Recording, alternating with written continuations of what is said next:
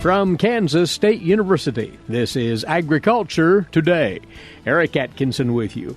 Ahead today, this week's cattle market segment featuring Derrell Peel of Oklahoma State University. Derrell will remark on another week of higher fed cattle prices and how much more price improvement you producers can expect there. He also compares current trends in feeder cattle prices at numerous auctions in the Central Plains and talks about how the demand for wheat pasture cattle fits into that.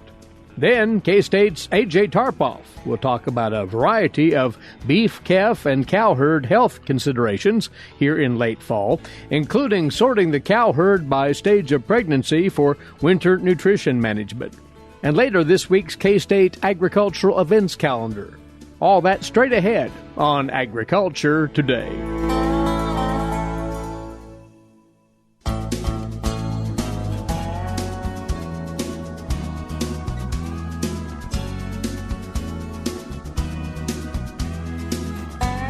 This is Agriculture Today, our Monday edition. Always glad to have you along with us. First off, for the cattle market talk.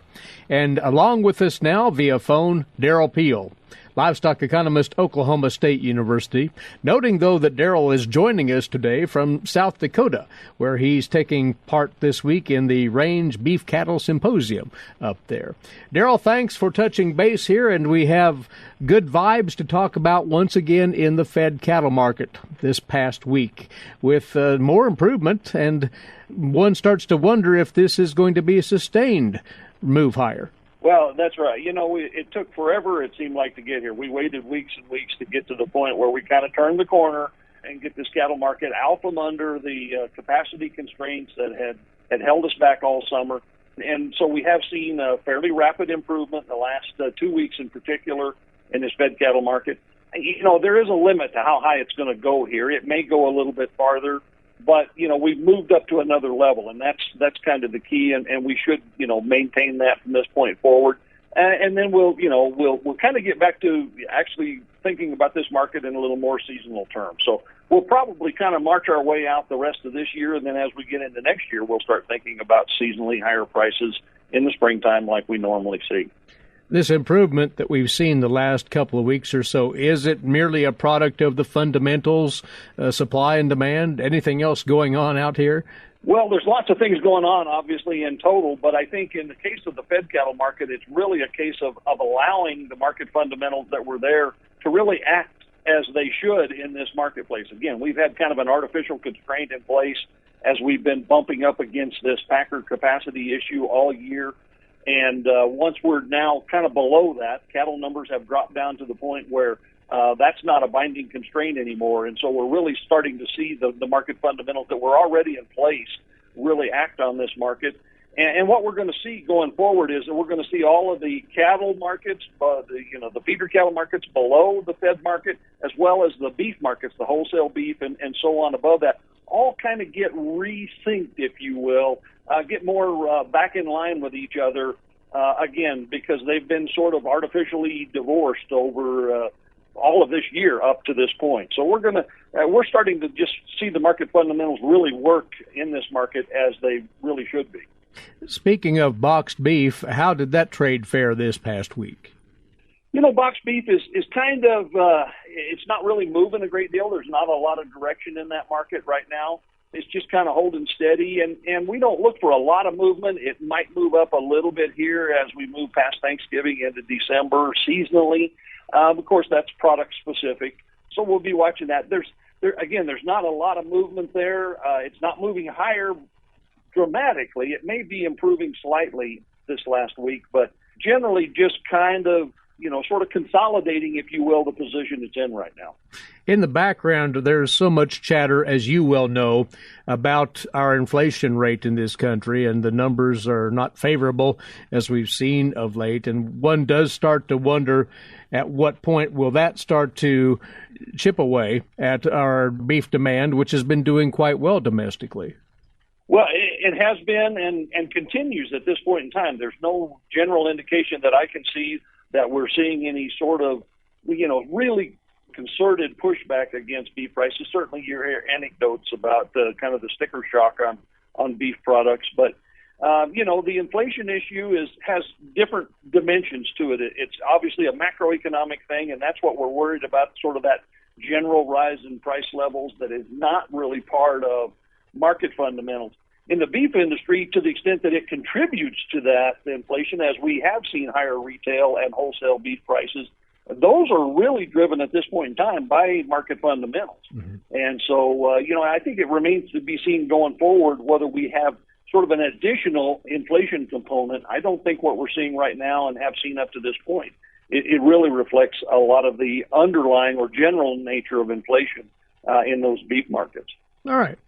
Well, folks should know that you have been on, let's call it a self-styled tour of feeder cattle auctions in the Central Plains the last several days, as a matter of fact, as you've moved south to north recently and have had a first-hand look at what's happening there with feeder cattle prices and bids. And what are your general observations as we take a look at that side of the market? It's been a fascinating last 2 weeks, really. I've been in sales, and this is part of a bigger project that we're working on, but it's given me the opportunity in the last 2 weeks to sit in sales. We normally cover a number of sales this time of year in Oklahoma and collect data relative to the Oklahoma Quality Beef Network and try to document the value of those preconditioning and value-added programs. But we've expanded that this year as a part of a broader project, and so I've collected data at auctions in Kansas, as well as Oklahoma, Kansas, Nebraska, and up in South Dakota. And it's been a fascinating week, a busy week. You really start to see and appreciate some of the differences in the cattle industry from south to north. The type of cattle are different. The way the industry works is a little bit different. But across the board, what we're seeing right now, of course, is just very strong markets. These feeder cattle markets are moving counter-seasonally higher. We've had stronger markets for the last month or so, generally, in feeder cattle. But particularly with this fed cattle market sort of breaking loose finally, the feeder cattle markets are reflecting that even more. So, we're just seeing a lot of really interesting things. The other thing that this trip has reminded me of, and we had documented it prior in prior research, and that is that the highest average feeder cattle prices in the country on any given week are typically in the state of Nebraska. And prices will be a little bit lower in all directions from the state of Nebraska. And certainly I saw that this last week with the highest prices for, pick a size of cattle. And they're the highest in Nebraska and a little bit lower in South Dakota, a little bit lower yet in Oklahoma compared to that. Might visit about some of the contrasts there in a bit more detail shortly, but want to bring this in. The demand for calves for wheat pasture, has that figured into current trends that you're seeing out there? It certainly has in the Southern Plains, where the wheat pasture is important. The wheat pasture has come on, pretty well. It's obviously later than usual this year, but there are very likely some producers that are about to or will in the next week to 2 weeks turn cattle out on wheat in Oklahoma. And so that has typically spurred the demand. This past week in Oklahoma, we may have seen the biggest jump in feeder cattle or the stocker cattle prices. So a lightweight, a 450 to 500 pound steer jumped about $9 a hundredweight just from 1 week to the next this last week. And I think that clearly reflects that demand in addition to the general strength and optimism in the feeder cattle markets. Now, I would say that the wheat pasture in Oklahoma is going to need some additional rain. It looks pretty good. It's off to a good start, but it will require some follow-up. So that's something we'll be watching going forward to see if we get additional moisture to continue with the development of that wheat forage. Well, you mentioned that you've seen several contrasts in how feeders are trading at the various auctions throughout the region. What are some of the standout differences? You note that Nebraska's trade seems to lean a little higher. What are the drivers there, if you will? Well, I think, Nebraska sort of represents the epicenter, if you will, of feeder cattle markets in this country. You've got a large, cow-calf herd in Nebraska, but you've also got Nebraska is one of the largest cattle feeding states. And so it's kind of where it all comes together. Cattle from other parts of the country are moving to feedlots somewhere, but there's probably no place where there's as much, sort of concentrated demand for feeder cattle as there is in Nebraska. So, and so I think that's the main driver there. It's always fascinating to me, and I grew up in the north in Montana, and then having lived in the Southern Plains for a lot of years now, just to note the differences in the kind of cattle. And so the farther north you get, you see different kinds of cattle, a little bit heavier cattle, a little bit heavier muscle cattle for the most part. And then there's some really interesting just kind of cultural differences in the way markets work. I had to learn some new terminology this week that I had not heard. And so when I got to Nebraska, the sales sheet and the auctioneer would report, these heifers have not been topped. It's brought in by a particular producer. I didn't know what that meant, and I finally figured out that what that means is that this producer didn't save back any heifers. He brought all his heifers. So they were trying to tell the buyers that this is the whole set of heifers. This is not the bottom end of the heifers. This is the whole set. And in South Dakota, they say the heifers are all in town. It means the same thing, but they tend to say the heifers are all in town. We brought all the heifers. We didn't keep any back. So just little things like that are really fascinating, and one of the sort of neat things about this industry. A cultural as well as a market education. It sounds like. Exactly. Excellent. Thoughts on the markets ahead this week and where they might trend then to close out, Derrell? Again, we've kind of got everybody on the same page. The stars have kind of aligned for cattle markets. So I think we'll continue. Now, again, there's a limit to how far we're going to push these trends. But I don't see any reason why we will, change the trend, certainly, for feeder cattle, for fed cattle, for the box beef market. We're going to continue to see this market operating very strong and generally improving a little bit more here as we go forward. And that is most good news for producers out there. Safe travels as you continue on this week and then beyond until we talk again, Derrell. Many thanks to you as always. You're very welcome anytime. Derrell Peel with us, livestock economist, Oklahoma State University, on the cattle markets, and we'll return with more on Agriculture Today.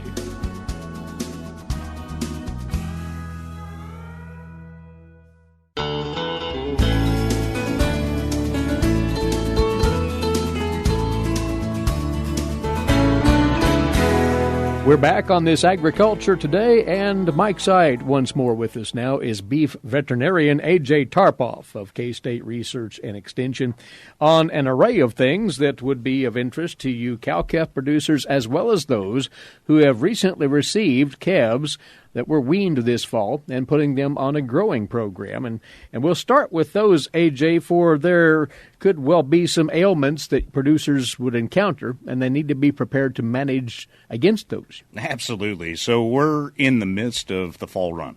Whether you're a cattle feeder and you're bringing in newly weaned calves, whether you're a farmer feeder, you're bringing in some backgrounding animals, you're going to sell them at a later date, whether you're a cow-calf operator and you have weaned on ranch and you're going to feed and grow and background your own calves. They're coming in from end of October, early November. This is kind of the danger zone, okay? This is the danger month of dealing with respiratory disease, okay? Calf hood pneumonia, BRD, BRDC. There's a lot of names for it, but it is pneumonia. Calf pneumonia is the big concern right now. We have fluctuating temperatures, okay? We have a newly weaned stressed calf that possibly has been transported several hundred miles, that is newly established into your operation. We've reintroduced a different type of ration, a different environment with new animals. All of this is almost the perfect storm to have that respiratory disease, to have that calf hood pneumonia. And that will be expressed right away, will it not? So the symptoms of respiratory disease, they can happen at different stages. Typically, we see it early in the feeding period. After arrival, within the first week or two, really the biggest risk period is the first 3 weeks on feed. 3 to 4 weeks on feed is where we have the biggest risk potential on developing BRD, or calf hood pneumonia. Now, sometimes they show up sick, unfortunately. So we can have sick animals off the truck, where we can have sickness the first couple of days, where we can see some of those morbidity issues or sickness issues very early in the feeding period. When that occurs, we know our risk potential is much higher because those animals were previously stressed before they arrived to our operations. How to respond is always the question at hand here, and treatment regimen is the first step to take here, but what would be your recommendations on response? So response is having a plan in place and sticking with that plan. Work with your veterinarian, whether you're a consultant veterinarian, your local veterinarian, have a plan in place. Discuss what type of animals you're going to be purchasing and bringing in. Understand what the weights are. Are they calves? Are they short yearlings? What are these animals that we're actually bringing in? So we need to have a plan in place. And that plan starts at arrival with initial processing. We do have tools available to us where we can utilize metaphylactic antibiotics. Okay, metaphylactic is a big word, but all it means mass is medication. It's a mass med. And for some of those extremely high-risk groups of animals that we're bringing in, we can actually utilize a mass medication up front to help reduce first pull sickness and also reduce our death losses. So again, that comes at a cost. Okay, it's not for every situation, especially some of our lower risk local animals. However, in some of those long haul, we're running into weather issues. We have some other things, so we put the puzzle together, and all of a sudden, hey, we have a risky situation. We might want to utilize that tool. The second step is having a treatment protocol. As soon as that animal shows signs of sickness, okay, we are going to treat it with one particular antibiotic, okay, and we will wait a specified number of days before we will retreat it with the second treat regimen. So when we have a first pull treatment, this is where we work with our veterinarians that we can go through. If you're going to use product A, wait 2, 3, 5, 7 days before you treat that same animal again for respiratory disease as a follow-up therapy. So that's where it's very prudent to have that discussion, to have those timelines lined out before the animals actually set foot on premise. And part of that discussion is you actually have product on hand. Right. If you're anticipating, we need to be preemptive because timing is really essential in treating these sick animals. So as soon as we find them, we need to get the proper therapy into them appropriately as soon as possible. So having that product on hand is really important.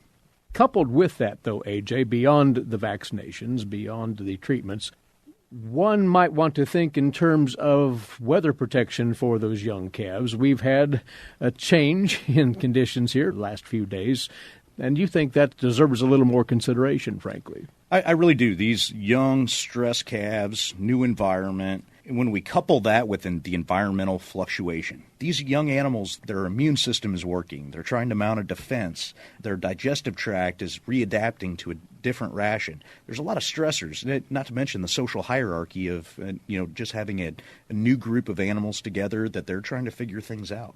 Simple things like increasing animal comfort in the pen or in the paddock can really go a long way.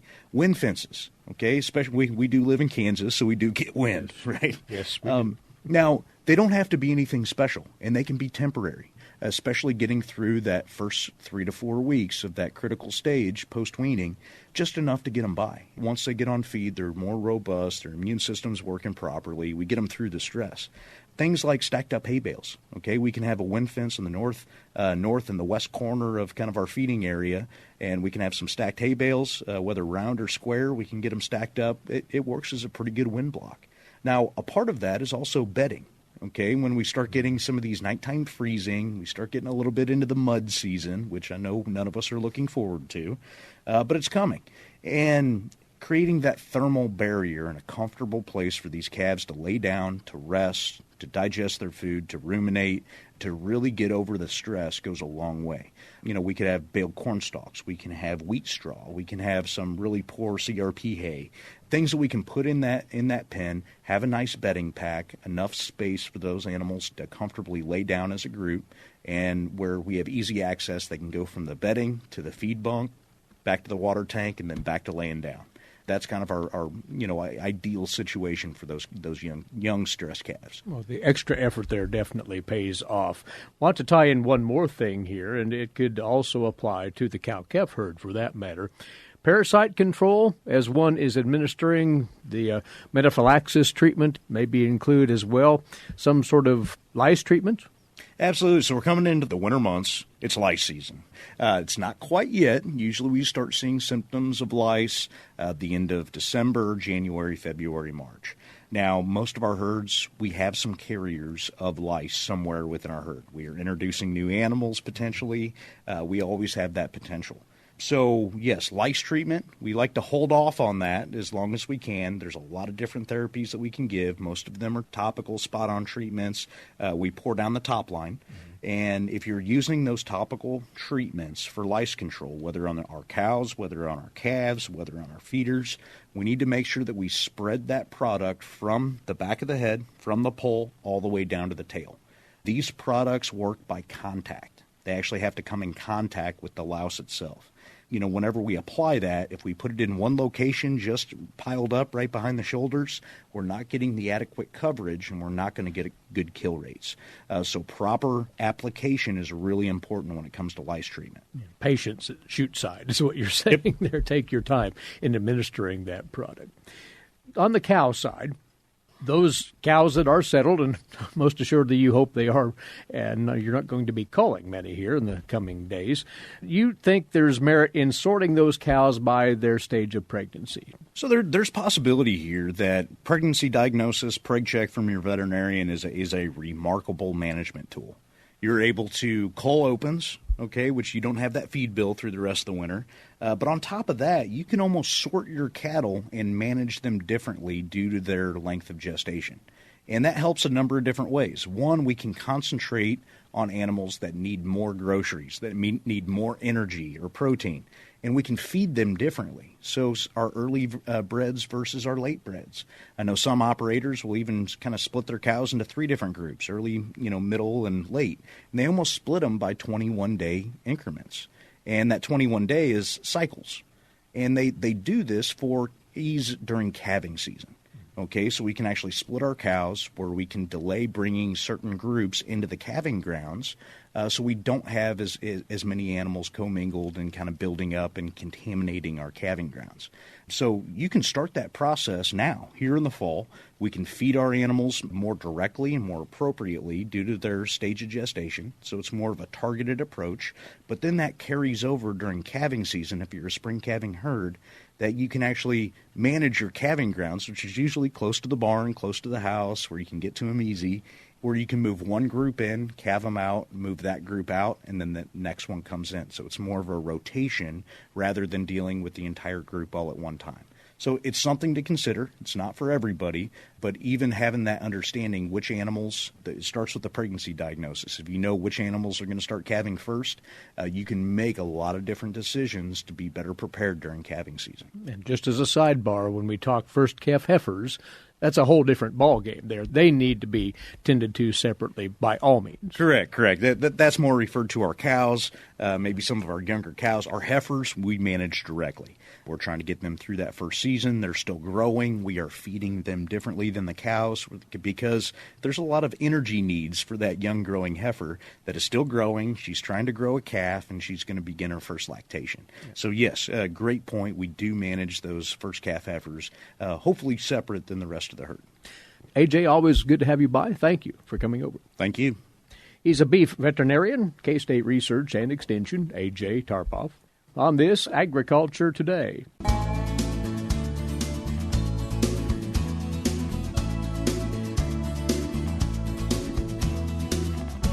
You are tuned in to Agriculture Today, and we set aside this time every Monday to let you know about upcoming events on the K-State agricultural calendar, either immediately this week or in the not-too-distant future. Well, today, November the 15th, is the deadline for applying for the K-State Feedlot Management Collegiate Boot Camp and Teaching Program. It's accepting up to 20 undergraduate students to participate in an all-expenses-paid boot camp to be held Monday, January the 10th through Thursday, January the 13th. This will take place in feedlot country in the Garden City area. This boot camp will include both classroom instruction and hands-on experiences at the participating feedlots. Those include Reeve Cattle Company, Pokey Feeders, and Finney County Feed Yard. The content of the boot camp will include cattle health management, office operations, feed yard maintenance and waste management, low-stress cattle handling, nutrition management, and feed mill operations. And there are several other opportunities attached to being part of this. But again, the applications are due at the end of the day today. To find out more, you can contact K-State's Carol Fike. She's overseeing this program. The best way to touch base with Carol at this juncture would be to email her, karol@ksu.edu, karol@ksu.edu. A great opportunity for young people to learn about the feedlot business, the Feedlot Management Collegiate Boot Camp and Teaching Program. It'll be held this coming January in southwest Kansas. Now, coming right up this week, Thursday to be exact, the Cowley County Extension Office and the Cowley County Livestock Association will be hosting a cattle feeding strategies workshop. It's set for this Thursday evening, starting at 6 o'clock at the Tisdale United Methodist Church, about 7 miles east of Winfield on U.S. Highway 160. Featured at the program, K-State's Dale Blassie and Justin Wagner. Dale on limit feeding as a management tool, and Justin on protein sources and drought supplementation. You need to RSVP right away by contacting the Cowley County Extension Office. 620-221-5450 is that number, 620-221-5450. That Cattle Feeding Strategies workshop at the Tisdale United Methodist Church this Thursday, with the meal at 6 o'clock, the program immediately thereafter. Now, glancing further ahead toward the northwest part of the state, the Twin Creeks Extension District and Big Creek Middle Smoky River Hill watersheds will be hosting a cover crop workshop and livestock grazing tour. This on Monday, December the 6th. It's a free event, and it'll offer expert advice from K-State Extension specialists on how you can introduce cover crops into your operations. They'll cover grazing those crops, choosing the right cover crop mix, how they can improve soil health, and contribute to improved water quality. This will take place at the Norton County 4-H building in Norton. And for those who are a ways from that location, transportation will be provided from the Fort Hays State University campus to Norton. Likewise, transportation will be available as there will be the afternoon grazing tour to several farms in Norton County. Lunch will be provided. Information about this day is available online at the Kansas Center for Agricultural Resources and the Environment, kcare.ksu.edu. Or you can inquire further at the Twin Creeks Extension District offices. And to slip in here, one last reminder about the event we've been telling you about frequently of late, the 2021 K-State Swine Day. It is this Thursday, the 18th, here on the campus. You can still register at the door. Find out more at ksuswine.org. Another huge event anticipated there. You can still be part of it, swine producers. That's what we find on the K-State Agricultural Calendar this time around, bringing our Monday edition to a close. As always, thanks for listening in. Eric Atkinson bidding you a good day for Agriculture Today. This is the K-State Radio Network.